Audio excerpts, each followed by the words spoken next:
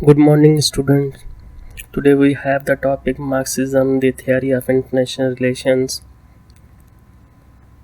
This theory was produced by Karl Marx. He was born in Tyre, Germany in 1818. His writings become the basis of Marxism. Wrote the book Das Kapital, which is the manifesto of Marxism. Marxism जो है जिस बंदे ने लिखी वो था Karl Marx Germany के शहर टायर में 1818 को पैदा हुआ और इसकी जितनी भी राइटिंग्स हैं या तहरीरें हैं वो सारी बेस करती हैं मार्क्सिज्म पे। इसने एक किताब भी लिखा जिसका नाम था डास कैपिटल, जिसको मार्क्सिज्म का मैनिफेस्टो कहा जाता है। He died on 14 March 1883। Introduction of Marxism. एक चीज़ मैं आपको बता दूं कि ये जो थियरी है मार्क्सिज्म, ये बड़ी वसी थियरी है। जो है वो हम एक डायरेक्शन में अभी इसको पढ़ रहे हैं, वो डायरेक्शन है इंटरनेशनल रिलेशंस। क्योंकि जो टॉपिक है वो टॉपिक है कि Marxism theory of international relations, तो हम उसी डायरेक्शन में जाएंगे। तो Marxism is a theory against of the capitalism. ये मार्क्सिज्म जो है वो कैपिटलिज्म के जो है वो अपोजिट है। To Karl Marx and his followers international politics is an extension of class war at the international level. तो कार्ल मार्क्स के लिए ये बिलीव करना कि इंटरनेशनल लेवल पे जो क्लास वॉर होती, मतलब रियासतों की जंग होती है, एक तरफ अमीर रियासतें हैं, दूसरी तरफ गरीब रियासतें हैं, तो उसी को ही इंटरनेशनल पॉलिटिक्स कहा जाता है। In it the capitalist states are exploiting the poor states. और इंटरनेशनल पॉलिटिक्स में जो पावरफुल स्टेट्स हैं, स्पेशली जो कैपिटलिस्ट स्टेट हैं, रियासतें हैं सरमायादार, वो for the safeguarding their interest are resorting to wars and imperialism। तो वो अपने इंटरेस्ट को, मफादात को सेफगार्ड करने के लिए वो जंगें भी करती हैं, वो imperialism भी करती हैं। The popularity of this approach has been increasing ever since 1917। कि इस अप्रोच मतलब मार्क्सिज्म को आप कम्युनिज्म भी कहेंगे, आप सोशलिज्म भी कहेंगे, आप मार्क्सिज्म अप्रोच या थियरी भी कहेंगे, तो इसकी जो पॉपुलैरिटी है 1917 से जो है वो ज़्यादा हुई। 1917 में क्या हुआ हमें पता है कि 1917 को पहला कम्युनिस्ट रिवॉल्यूशन, मार्क्सिस्ट का पहला पत्थर, पहली सक्सेस जो है वो रशियन रिवॉल्यूशन में हुई। 1917 में सोवियत यूनियन बना और यहाँ से जो है कम्युनिस्ट निज़ाम जो है, मार्क्सिस्ट निज़ाम, जहाँ पे पहली मर्तबा जो है जो प्रोलिटरेट तबका है, लेबर क्लास है, उसने फतेह हासिल की और उसने जो है एक अपनी गवर्नमेंट बनाई रशिया में। तो सम इम्पोर्टेंट की कॉन्सेप्ट्स, कुछ कॉन्सेप्ट्स हैं तो हमें जहन में रखना चाहिए कि जो हम मार्क्सिज्म अभी पढ़ रहे हैं वो आईआर के पर्सपेक्टिव से पढ़ रहे हैं। तो कुछ कॉन्सेप्ट हैं, वैसे तो बहुत ज़्यादा कॉन्सेप्ट्स हैं, लेकिन आईआर के हवाले से कुछ अहम कॉन्सेप्ट्स हैं जो मार्क्सिज्म या कार्ल मार्क्स जो है वो बयान कर रहे हैं। वो नंबर 1 कैपिटलिज्म है, नंबर 2 क्लास स्ट्रगल है, नंबर 3 एक्सप्लॉयटेशन है, एंड नंबर 4 इज़ एलिनेशन है। Capitalism, Marx believed that capitalism is not only an economic system but it is also a political system। Marks को ये यकीन था कि ये जो कैपिटलिज्म है ये ना सिर्फ इकोनॉमिक सिस्टम है, इक़्तिसादी निज़ाम है, बल्कि ये एक सियासी निज़ाम भी है, पॉलिटिकल सिस्टम भी है। वो कैसे? क्योंकि मार्क्स का ये यकीन करना कि जो जितने भी लोग हैं जो हुकूमतें कर रहे हैं या रियासतों को चला रहे हैं, वो या वडेरे हैं या सरदार हैं या सरमायादार हैं या पैसे वाले। दुनिया में जितनी भी कैपिटलिस्ट स्टेट है वहाँ पे कोई भी लेबर तबका, गरीब तबका जो है किसी कंट्री पे जो है वो हुकूमत नहीं कर रहा। Second is class struggle। Marx believed that conflict produces class and inherently class produces conflict। तो ये जो बेस कर रही है मार्क्सिज्म की थियरी वो है क्लास सिस्टम पे।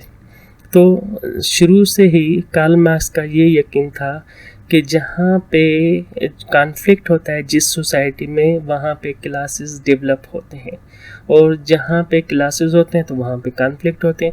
तो इसके हवाले से जो सोसाइटी के हिस्सा जो लेवल पे हैं, दो क्लासेस हैं, एक बोर्जुआजी क्लास है और दूसरा प्रोलेटारिएट क्लास है, एक इंडस्ट्रियलिस्ट क्लास है और दूसरा लेबर क्लास है। और इंटरनेशनल लेवल पे वहाँ पे भी कैपिटलिस्ट स्टेट्स हैं एंड पुअर स्टेट्स हैं। तो इंटरनेशनल लेवल पे भी क्लास सिस्टम है और सोसाइटी के अंदर भी जो है वो क्लास सिस्टम है।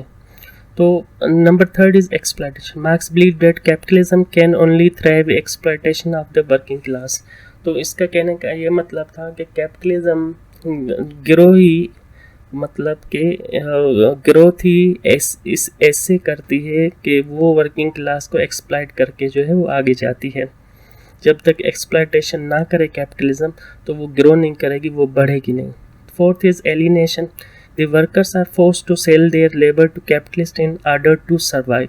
और जी ये लेबर तबका है, प्रोलेटारिएट तबका है, वो मजबूर होता है सर्वाइव करने के लिए, अपना लेबर जो है वो सेल करता है इन इंडस्ट्रियलिस्ट जो है वो के हाथों में। देयर आर सम इम्पोर्टेंट की आइडियोलॉजीज, हमने कॉन्सेप्ट्स के हैं, अभी जो है वो आइडियोलॉजीज हैं। सम इम्पोर्टेंट की आइडियोलॉजीज, वैसे तो बहुत ज़्यादा हैं ideology. We are now focused in the perspective of international relations. So capitalist society is divided into two class. Marxism believe that capitalist society is divided into two class. One is bourgeoisie class, wealthier ones, and the other is proletariat class, the poor ones. The bourgeoisie increase their wealth by exploiting the proletariat, and the richer ones exploit and make the poor more weaker to gain wealth and power. जो bourgeoisie class है वो exploit करता है labour class को और अपनी wealth जो है वो बढ़ाता है, और जो अमीर तबका है वो एक्सप्लॉइटेशन से जो है अपनी वेल्थ ग्रो करता है और ज़्यादा पावरफुल जो है वो वेल्थ और पावर जो है वो गेन करता है। लेकिन दूसरी तरफ जो प्रोलेटारिएट तबका है वो और ज़्यादा जो है वो कमज़ोर होता चला जा रहा है। Number third point is ideological control. Marks argued that the ruling classes under their control of social institution to gain ideological dominance। कि कार्ल मार्क्स का ये बिलीव था, या मार्क्सिज्म का ये बिलीव है कि जितनी भी रूलिंग क्लासेस हैं, रूलिंग क्लासेस कौन है? बोर्जुआजी क्लास। वो ऐसे तो इदारे बनाते हैं, सोशल इंस्टीट्यूशन बनाते हैं, वो ऑटोमेटिकली आइडियोलॉजिकल जो है वो डोमिनेंस जो है वो गेन कर लेते हैं। Thus the proletariats accepted this didn't fight back. और हमेशा जो प्रोलेटारिएट और वर्किंग तबका है वो उसी को हकीकत मानता है और वो फाइट बैक नहीं करता, लड़ाई नहीं करता, चुप करके जो है उसको मानने शुरू हो जाता है। The last point is the result of the above is false class consciousness. तो इसका नतीजा ये निकलता है कि जो एक झूठा क्लास सिस्टम है वो सोसाइटी में जो क्रिएट हो जाता है। The end result of ideological control is false consciousness। जो आइडियोलॉजिकल कंट्रोल है बोर्जुआजी तबका, रूलिंग क्लास का जो उन्होंने क्रिएट किया हुआ है, वो एक झूठ पे मबनी है। Whether the masses or proletariat are deluded into thinking that everything is fine and that the appalling in which they live and work are inevitable। और ये गरीब लोग जो हैं या प्रोलेटारिएट तबका, वर्किंग तबका जो है इसको सच मान के जो है वो इसके साथ जो है वो रहने पे मजबूर हो जाता है, और वो वहाँ इसी निज़ाम में जो है वो रहता भी है और काम भी करता है। तो मार्क्सिज्म की कुछ फ़िलासफ़िकल जो है वो फाउंडेशंस हैं इस अप्रोच की। इसकी एक मखसूस अपनी एक फ़िलासफ़ी है। Marxist educates that the class struggle between the two economic class is a true fact. तो मार्क्स ने उस ज़माने में लोगों को बता दिया है कि भाई हमारी सोसाइटी में या इंटरनेशनल पॉलिटिक्स में जो है दो तबकात हैं, एक बोर्जुआजी तबका है और दूसरा जो है वो प्रोलेटारिएट तबका है, और यही हकीकत है, यही फैक्ट है। The working class in capitalist countries are yet not in a position to overthrow this rule. और जो वो प्रोलिटरेट तबका है और वर्किंग तबका है, लेबर तबका है, वो बहुत कमज़ोर है। और जितनी भी कैपिटलिस्ट कंट्रीज़ में वो तबका रहता है, वो इस पोजीशन में नहीं है कि वो उन बोर्जुआजी जो हुकूमत करे उनको जो है वो ओवरथ्रो कर सके। The exploitation of working class can come to end in regard to their capacity to resist exploitation done by the capitalism। और यही एक ही तरीके से ये एक्सप्लॉयटेशन जो है वर्किंग क्लास की ख़त्म हो सकती है अगर वो रेजिस्ट करना शुरू करें इस एक्सप्लॉयटेशन के ख़िलाफ़ जो कैपिटलिस्ट लोग जो हैं, बुर्जुआजी तबका जो है इस प्रोलेटरेट के ऊपर जो है वो कर रहा है। तो क्लास आज जो है यहाँ तक जो है वो लेक्चर जो है वो काफ़ी है। तो नेक्स्ट वीडियो लेक्चर में जो है मैं आगे जो है वो हम मार्क्सिज्म थियरी करेंगे, लेकिन आज के लिए जो है इतनी काफ़ी है।